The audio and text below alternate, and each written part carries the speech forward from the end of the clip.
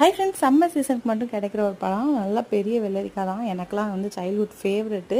அப்போல்லாம் வந்து ஜூஸ்லாம் நம்மளுக்கு தெரியாது. அப்போ வந்து லைட்டாக வந்து சீனி வச்சு கொடுப்பாங்க, அவ்வளோதான். அதே நல்லா டேஸ்ட்டாக ஸ்நாக்ஸாக சாப்பிடுவோம். இன்றைக்கும் அப்படி தான், கொஞ்சம் பெரிய சைஸாக இருந்துச்சு. என்னத்தை இது பண்ண ஜூஸாக போட்டுடலான்னு சொல்லிட்டு தான் இது பண்ணேன். அப்போயே கொஞ்சம் டெம்ப்ட் ஆயிடுச்சு. ஒரு 4 பீஸ் எடுத்துகிட்டு சர்க்கரை வச்சு அப்படியே தொட்டு சாப்பிட்டுட்டேன். ஒன்றும் இல்லை, ஜூஸுக்கு வந்து லைட்டாக வந்து சுகர் தான் சேர்ப்பாங்க. அந்த டேஸ்ட்டே நம்ம சாப்பிட்டுட்டோம். நாட்டு சர்க்கரை சேர்த்துக்கலாம், இல்லை சுகர் சிரப் சேர்த்துக்கலாம். நான் கொஞ்சம் லைட்டாக சீனியே சேர்த்துட்டு கொஞ்சம் தண்ணியே விடாமல் அப்படியே வந்து திக்காக அரைச்சி எடுத்துட்டேன்.